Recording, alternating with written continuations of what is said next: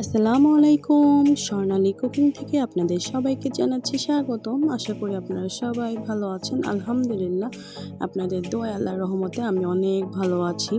দেশ এবং দেশের বাইরে থেকে আজকে আমার এই ভিডিওটা যারা দেখছেন আপনাদের সবাইকে জানাচ্ছি আমার নতুন একটা রেসিপি ভিডিওতে আপনাদের সবাইকে ওয়েলকাম। প্রতিদিনের মতো আজকেও নতুন একটি রেসিপি নিয়ে হাজির হয়ে গেলাম। আশা করি ভিডিও থাম্বনেল দেখে বা ভিডিও দেখে আপনারা বুঝিয়ে গিয়েছেন কি রেসিপি ভিডিও আপনাদের সাথে শেয়ার করব। তো চলেন আমরা প্রথমে প্রস্তুত প্রণালীটা দেখে নিই। প্রথমে এখানে দেখতেই পাচ্ছেন আমি এখানে কলিজা ভুনা করব মূলত। তো কলিজা ভুনা করার জন্য আমরা সবাই জানি কিভাবে কি করতে হয়।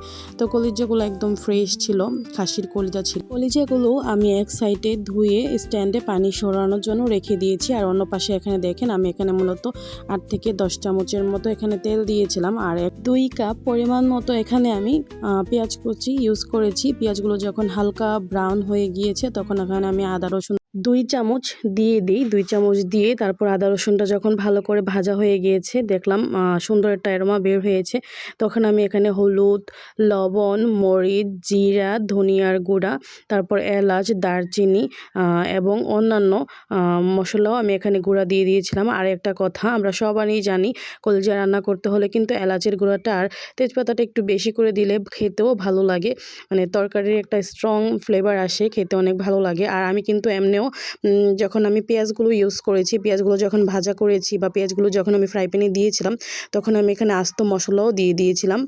এলাচ 5 থেকে 6টি, দারচিনি 2টা থেকে 3টা একটু বড় সাইজে 2 থেকে 3টা দিবেন। তারপর তেজপাতা 2টা ছোটো মাঝখান দিয়ে বেটে বা ছিঁড়ে দিবেন। তারপর স্টার মশলা থাকলে স্টার মশলা দিবেন। তারপর দারচিনি, লবঙ্গ আপনারা হাতে গোনা 5 থেকে 6টা দিলেই এনাফ, আর কম দিলেও পারবেন, আপনারা কলিজার অনুযায়ী দিবেন। কলিজাটা আপনারা কতটুকু ইউজ করেছেন বা কতটুকু কলিজা রান্না করবেন।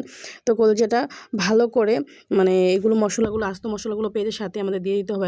যখন সবগুলো মশলা দিয়ে ভালো করে নেড়ে চেড়ে দেখব সুন্দর ভাজা ভাজা হয়ে এসেছে বা সুন্দর একটা অ্যারোমা হয়ে এসেছে, তখন আমি পানি দিয়ে দিব। পানি দিয়ে দিব, ওটা আপনারা আন্দাজ অনুযায়ী আপনারা দিবেন। পানি দিয়ে ভালো করে নেড়ে চেড়ে আমি এখানে কলিজাগুলো দিয়ে দিয়েছি, দেখতেই পারছেন। কিছুক্ষণ আগে কিন্তু আমি কলিজাগুলো দিয়ে দিয়েছিলাম। কলিজাগুলো দিয়ে ভালো করে নেড়ে চেড়ে কষিয়ে নেবেন এবং ঢাকনা দিয়ে আধা ঘন্টার মতো ডিম আঁচে কষিয়ে নেবেন। তারপরে আঁচটা একটু বাড়িয়ে আবারও যখন পানিটা বের হয়ে আসবে তখন আবারও ভালো করে সুন্দর করে কষিয়ে নেবেন। তারপর আর পানি দিবেন না, যদি আপনাদের ভালো লাগে দিবেন, না হলে আর দেওয়ার দরকার নেই। আমি অল্প পানি দিয়েছিলাম, আধা কাপের মতো পানি দিয়েছিলাম এখানে। আধা কাপের পানি দিয়ে তারপর আমি আবারও কলিজাগুলো ভালো করে ভোনা করেছি। দেখতেই পাচ্ছেন কত সুন্দর একটা কালার এসেছে। আর এখানে দেখতেই পাচ্ছেন সাদা সাদা 4-5টা এগুলো হলো আস্ত রসুনের ফালি, আমি এগুলো দিয়ে দিয়েছিলাম। খেতে অনেক ভালো লাগবে তাই দিয়েছিলাম। আপনাদের ভালো লাগলে অবশ্যই আপনারা দিবেন, আর ভালো না লাগলে অবশ্যই আপনারা স্কিপ করতে পারেন, কোনো সমস্যা নাই। তারপর ওঠানোর আগে কলিজা ভুনাটা যখন আমরা উঠাবো তার আগে আমরা উপরে একটু গরম মশলার গুঁড়াও একটু দিয়ে দিব। গরম মশলাটা গুঁড়া দিলে কি হবে, মানে সুন্দর একটা অ্যারোমা আসবে, ভালো লাগবে খেতে। আপনারা যারা ভিডিওটা দেখতে দেখতে এই পর্যন্ত চলে আসছেন, প্লিজ ভালো লাগলে অবশ্যই একটা লাইক দিয়ে পাশে থাকবেন। আর এখনও যারা আমার ইউটিউব চ্যানেলটা সাবস্ক্রাইব করে নাই, সাবস্ক্রাইব করে বন্ধ করে নেবেন। ইনশাল্লাহ নতুন ভিডিও আপনাদের সামনে আরও আসতে চলেছে। এখন একটু ব্যস্ত থাকার কারণে আমি ডেইলি ভিডিও দিতে পারছি না। এই খুব শীঘ্রই আমি প্রতিদিন না দিতে পারলেও 2 দিন পর একটা রেসিপি ভিডিও আপনাদের সাথে শেয়ার করব। তো সবাই ভালো থাকবেন, সুস্থ থাকবেন। আজকে এই পর্যন্তই বিদায় নিচ্ছি। অবশ্যই আমার নেক্সট ভিডিওতে আপনাদের সবার সাথে দেখা হবে। আল্লাহ হাফেজ, আসসালামু আলাইকুম।